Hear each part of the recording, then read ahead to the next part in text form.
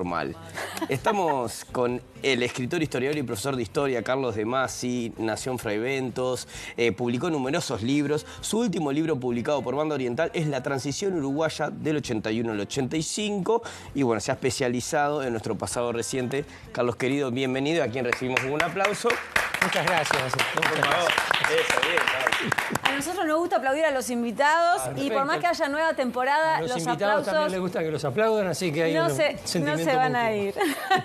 Y después estamos con la periodista española Magdalena Martínez, que bueno, ya hace más de como 14 años que vive aquí en Uruguay, ha trabajado como periodista y corresponsal en medios como Radio Francia Internacional, en El País de Madrid. Actualmente está en la publicación Found Society y bueno, en 2019 publicó por primera vez esa belleza de libro que es como una especie de guía, un libro guía sobre nuestra ciudad, nuestra querida Montevideo, junto al artista visual Alfredo Guerra. Y bueno, con ellos vamos a hablar un poco de... Para que yo quiero un aplauso para Magda también, bienvenida. Muchas gracias. Un placer. Y bueno, arrancamos contigo, Carlos, porque vamos a hablar como un poco desde el principio, ¿no? De la importancia de entender que la Fundación de Montevideo es un proceso que lleva varios es una cosa años. que a veces, digamos, cuesta un poco de trabajo entender qué significa. Es decir, normalmente los hechos sociales se desarrollan en forma de proceso, los vemos en forma de proceso, no podemos explicarlos desde la nada, digamos, ¿no?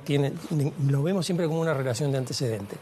Entonces, esta que tú dijiste justo, vamos a ver desde el principio, justamente el concepto de proceso es lo contrario de principio. Claro. Es decir, dentro del proceso normalmente se buscan algunas fechas relevantes a los efectos de decir, bueno, este es, digamos, una fecha importante por tal razón. Entonces, yo qué sé, decimos, bueno, Montevideo se fundó entre tal año y tal año. Cualquier momento de esa serie puede ser, digamos, considerado como el momento de la fundación. Yo creo que es más explicativo, más comprensivo, si se dice, bueno, el comienzo del proceso, o podemos marcar un momento relevante del comienzo del proceso en tal momento, y podemos poner un momento final del proceso fundacional en tal otro momento. Y entonces armar así una especie como de abanico de posibilidades. Es claro, el día antes de que empezara el principio ya había cosas, eso tienen los procesos. Pero, digamos, por lo menos nos permite razonar de una manera diferente la complejidad que implica la fundación de una ciudad o cualquier proceso histórico complejo. Es decir, yo prefiero que nunca me encarguen fundar una ciudad, ¿no? Que no hasta ahora no lo han hecho. Creo que con sabiduría hasta ahora no lo han hecho. Porque es realmente un proceso muy complejo, ¿no? No se puede resolver en una sola medida o en un solo gesto. En la época colonial, en la época de la conquista, más bien cuando se fundaba una ciudad que querían fundar desde lejos. Claro, ese es el punto. Normalmente cuando se fundaba una ciudad venía la población, llegaba al lugar y allí el fundador leía un decreto y hacía unos gestos solemnes, hacía un poco ridículos, desafiaba a pelear a todo. Es decir, hacía algo que decía, bueno, a partir de este momento claro, el mundo es diferente. Acá no pasó eso. Acá no hubo ningún gesto fundacional de esas características. Entonces, allí es donde se plantean estos temas. Por ejemplo, ¿cuándo fue realmente la fundación de Montevideo? Fue en ese periodo, no es un momento, es un lapso. Entonces, eso es lo que, digamos, a veces cuesta trabajo explicar. Yo creo que razonablemente cualquiera que lo piense 5 minutos, tal vez menos, entiende de qué se trata. Y entonces quedarías como el principio del proceso y el final del proceso. Y yo diría, el principio del proceso sería enero del 24, que es cuando empiezan a venir pobladores, se instala la guarnición, vienen indígenas traídos de las misiones. Zavala con mucho optimismo pidió 1000, yo creo que le mandaron 300 y algo, no me imagino, 1000 indígenas para empezar a construir la ciudad. Ya hay población, ya llega población con familia, los primeros pobladores llegan ahí, ese sería el principio. Y el final sería 1 de enero de 1730, cuando se instala el Cabildo de Montevideo, establece, Zavala, los primeros cabildantes, establece las normas de funcionamiento de ese cabildo, y bueno, a partir de allí ya empieza a funcionar como ciudad nueva. Ya ahí es, digamos, plenamente una ciudad, con todas las dificultades que vamos a ver que tuvo. Pero, digamos, ahí, en ese tramo, digamos, está en todo el proceso de fundación. Y allí hay varias fechas importantes. No es, digamos, que o es una o es la otra. Tenés la llegada de los pobladores canarios, el reparto de tierras, las primeras instalaciones de casas en la ciudad, las primeras construcciones. Es decir, todo eso se va desarrollando también como parte del proceso. Y hay una fecha importante que todavía no la están cubriendo los historiadores, que es cuando Magdalena llega a Montevideo. Fue después de terminado el proceso fundacional. Es verdad, fue terminado el proceso fundacional. No lo habría dicho. Sí. Pero es una fecha importante, perdón, Magda, porque de alguna manera alguien que venía viviendo en diferentes capitales, había estado en diferentes países, decide de alguna manera echar raíces acá. Y no solo eso, sino que en el principio de tu libro, cuando uno enseguida abre y empieza a leer en Montevideo la Bella Durmiente tu biografía, ya te estás declarando una española montevideana. Eso es algo como decir, hey, vengo acá, así me presento. ¿Cómo se ha dado eso? Bueno, una española montevideana no tiene nada de exótico en la historia de Uruguay, ¿no? En realidad se produce con un enamoramiento del paseo de Montevideo, con apreciar poco a poco la belleza de la ciudad y de ahí ir integrando esas sensaciones, esa cosa que me hace bien de caminar, de ir a la Rambla, de estar por la ciudad, de hablar con la gente, y luego pasa a una cosa más teórica y las ganas de portarme mal con el profesor, porque yo le voy a discutir a él todas las fechas que acaba de dar, porque claro, a mí lo que más me fascina de la historia de Uruguay, porque no lo entiendo, y de la historia de Montevideo, porque no lo entiendo, y se lo pregunto a los chiquilines que lo estudian y a los profesores, y nadie lo entiende, es la Guerra Grande. Es mi capítulo preferido de la historia de Uruguay, porque por más que leo menos entiendo y todo. Pero yo entiendo que ahí se funda lo que es para mí el alma de Montevideo, que es esa mezcla de resistencia, de gente muy loca que está peleando por distintas cosas, de una ciudad sitiada. Es cuando se cambia totalmente el callejero de Montevideo. Vienen un día, lo cambian y le sacan todos los nombres santos y lo cambian de la noche a la mañana por nombres laicos, ¿no? Entonces es una pequeña república flotante en la que todo es posible, lleno de gente muy responsable, que se están haciendo una guerra muy loca que nadie entiende y que encima termina como en empate, ¿no? Sí, a la uruguaya, claro, a la uruguaya en empate, ¿no? En empate. Gris, y entonces, la fundación del empate uruguayo. Yo entiendo todo lo que dice el profesor, pero para mí, después de muchos años montevideando por ahí, ¿no?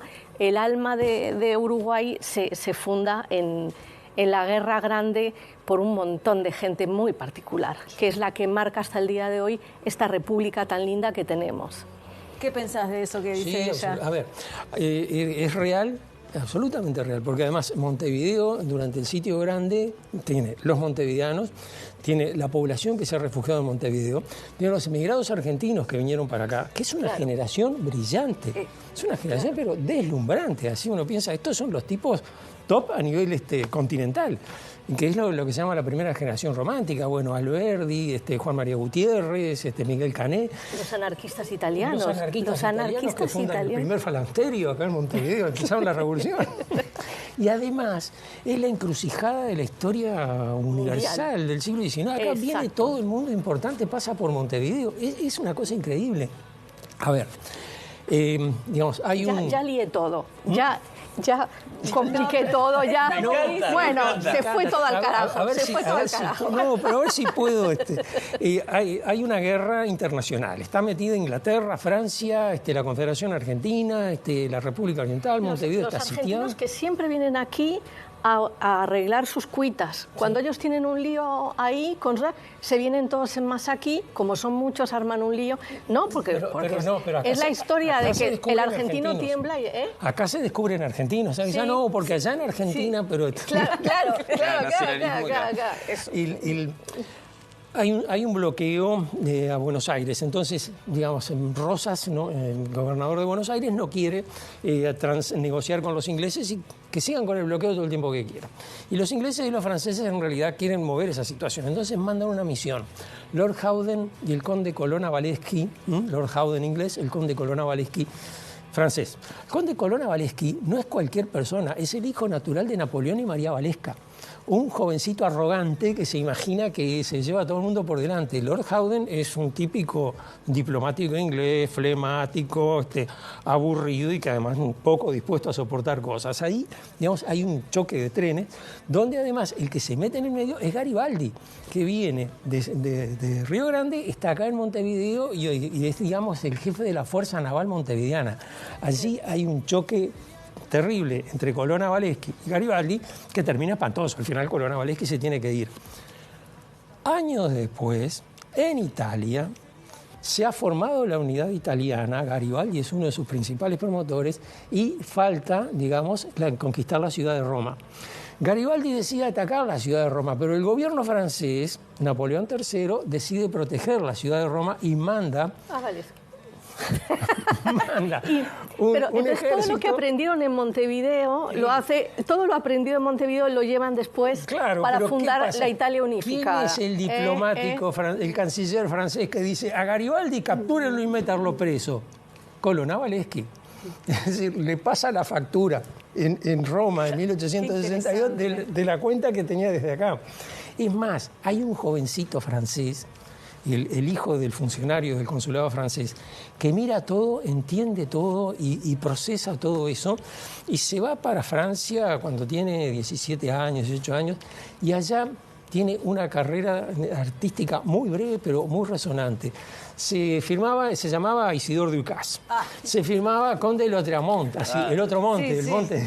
El de los cantos de Maldoror. Exactamente, inventa ese personaje que describe en clave así fantástica lo que era el sitio grande de Montevideo. Es decir, uno mira, sobre todo el primer canto de los cantos de Maldoror, y dice, bueno, esto es Montevideo en la Guerra Grande, este es el Montevideo del sitio grande. Mirado por un niño que, claro, inventó el surrealismo. Es impresionante. Después André Breton decía, él es el inventor del surrealismo. Bueno, acá se vivía el surrealismo. ¿Y creen que eso que ha pasado, ¿no? en esa historia de Montevideo, ¿no? de esa época, desde la fundación, la Guerra Grande, todo eso, hace a la idiosincrasia de la ciudad? Absolutamente, porque la ciudad y el país se caracteriza por un republicanismo muy arraigado, muy hermoso, bastante perfeccionado, que es todo eso que se llama la estabilidad de las instituciones y no sé qué, una especie de decencia que impregna, yo creo, a los uruguayos y a los montevideanos y que los obliga a estar constantemente en una lucha para mí, ¿no? El montevideano y el uruguayo siempre están luchando contra el progreso. Es como una isla que están luchando contra la modernidad, contra el progreso. Eso de que llega todo más tarde siempre es porque, en realidad, como no estamos muy seguros de qué nos va a traer lo de afuera y el progreso, lo estamos siempre como deteniendo para ver si luego podemos seleccionar lo bueno y lo malo. Son momentos, es decir, hay momentos en que Montevideo es más bien conservador y hay momentos de vanguardismo. Exacto, y en este momento se esfuerza por detener en un momento el progreso, de baja del vanguardismo y vamos a sí, pero uno mira, por ejemplo, bueno, en Montevideo de 1840-41 es la introducción del romanticismo en el ámbito de la lengua española prácticamente. Ponían Juan María Esteban Echeverría de París con el romanticismo estuvo mirando el episodio del estreno de la obra de Víctor Hugo en el Teatro de París, un lío bárbaro. En definitiva, esta es una ciudad de cultura. Yo digo que hay más cafés, librerías en Montevideo que en todo el estado de Florida. ¿Qué comparación con buscaste? En todo el estado de Florida no hay tantas librerías, cafés como en Montevideo. Abre una y tiene éxito, está llena de gente, la gente se compra un libro y toma un café. Hace poco entré en una cerca de Punta Carretas, que es una librería religiosa, católica, con café, adosada a una iglesia. Hay de todos los colores, de todos los tipos y de todas las maneras. Es una ciudad de cultura. Claro, eso además, fíjate, en la década del 20, del siglo XX, vos mirás Montevideo, tiene automóviles, cualquier cantidad, tiene edificios de varios pisos. 18 de julio parece, yo qué sé, Manhattan, es una cosa brutal. No ves un solo carro tirado por caballo.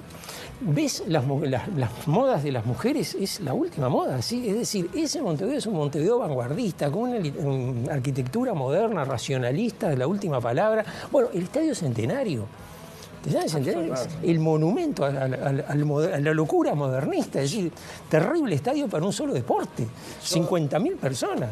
Antes de divino, estamos los dos acá, cual alumnos acá sentados, escuchando, porque bueno, es esto.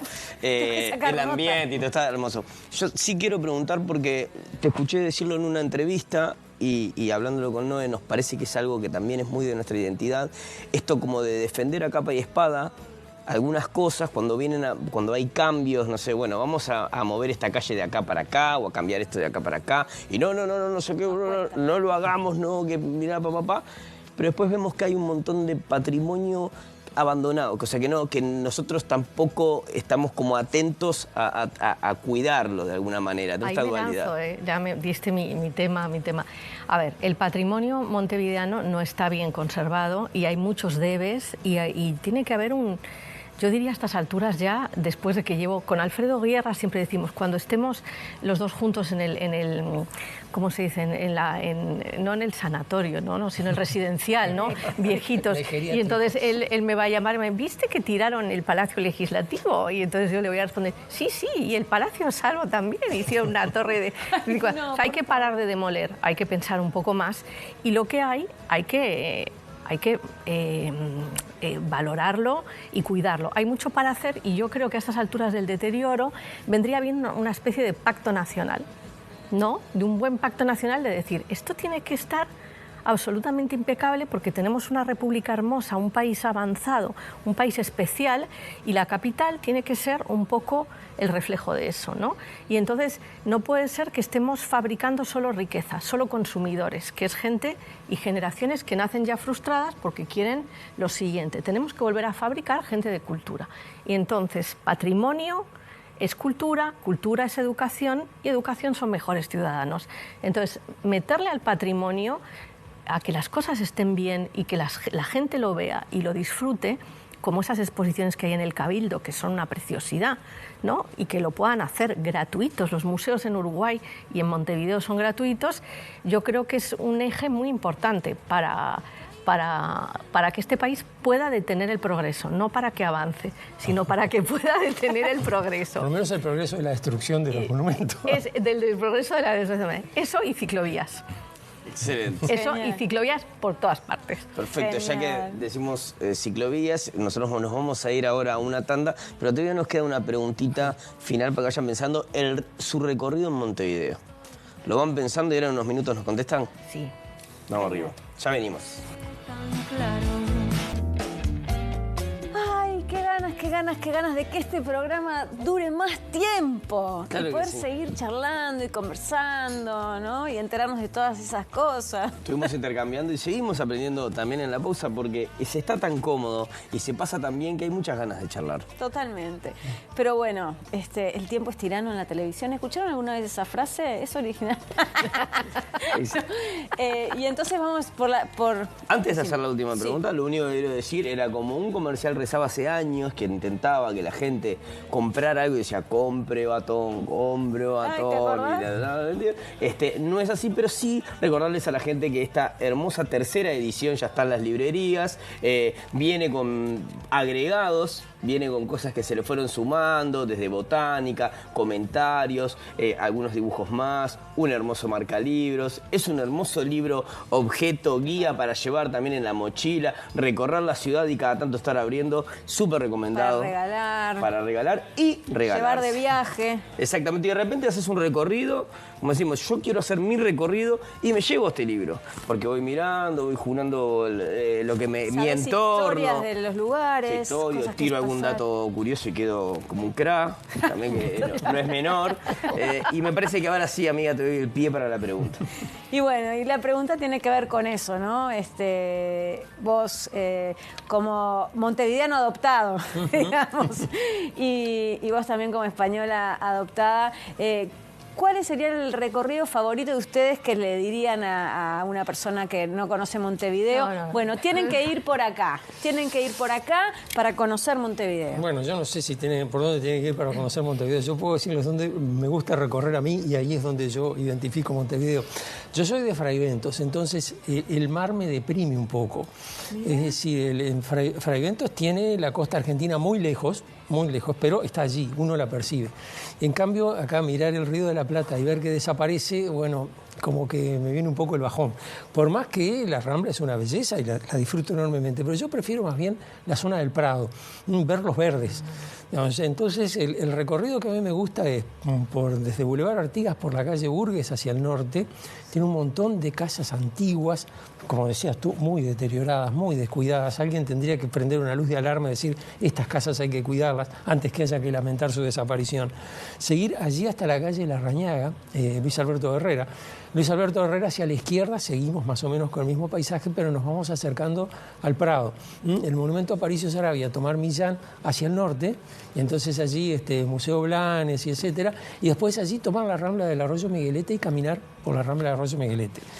¿Cuántos kilómetros caminé en ese recorrido? No sé, pero yo lo hacía con bastante frecuencia cuando vivía en el barrio y debe ser de las cosas que más extraño después cuando me mudé, es esa caminata. Poder hacer esa caminata y poder mirar en distintos momentos del año cómo va cambiando, porque los árboles cambian de color, porque el follaje cambia, cambian los sonidos, cambian los olores. Es decir, eso me encantaba, ese es mi Montevideo favorito. Además, poder cruzar algunos espacios muy modernos, muy actuales, con algunos muy antiguos, claro, que han quedado allí casi fosilizados, ¿no? Claro. La capilla Jackson, por ejemplo, que es una cosa, claro, insólita. Increíble. Llenito de tesoro. Vos serías como de los primeros pobladores de Montevideo que se iban para el Miguelete, por el viento. Yo lo comparto absolutamente. Don José Manuel Pérez Castellanos tiene en mí un admirador porque ese lugar era bárbaro. Tiene razón.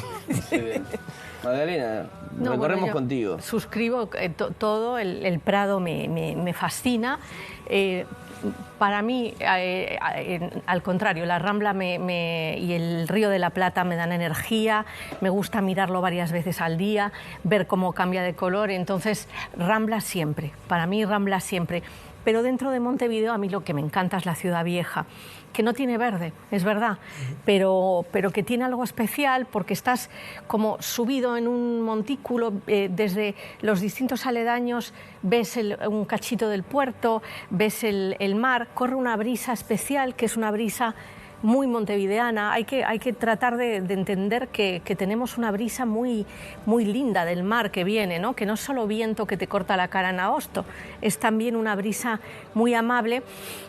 A mí me gusta pasear por la peatonal Sarandí, llegar a la Plaza Zabala, me encanta el Palacio Taranco y luego mi locura es 25 de mayo, estar por 25 de mayo, transitarlo, entrar al Museo Romántico, que tiene todos esos cuadros, todo es gratuito, entras, sales, toda la gente es amable contigo y además me encanta 25 de mayo porque tiene como muchos misterios. Está uno de mis grandes caballos de batalla y es que todavía en un edificio de 25 de mayo está todo el acervo del Museo de Historia Natural de Uruguay con todos sus fósiles, una de las mayores bibliotecas de historia natural que hay en Latinoamérica, que yo tuve la suerte de verla porque está abajo, ¿no? Entonces yo voy ahí a 25 de mayo donde están los paleontólogos esperando que alguien le dé salida a ese acervo que ha tenido una parte en la ex cárcel Miguelete, pero que es gigantesco y entonces ahora ya no miento, pero antes decía soy paleontóloga española de visita y tal, y entonces les obligo a darme una vuelta por ahí y tal, y me han mostrado esa biblioteca que está abajo, que es increíble, y luego si el paleontólogo ya están ahí y es amable, te abre todas las cajas y ves todos los fósiles, los dinosaurios, no, es un sueño. Y todo 25 de mayo es así, es una preciosidad y es un potencial. Es un potencial, porque imagínense si sacáramos todo ese acervo y lo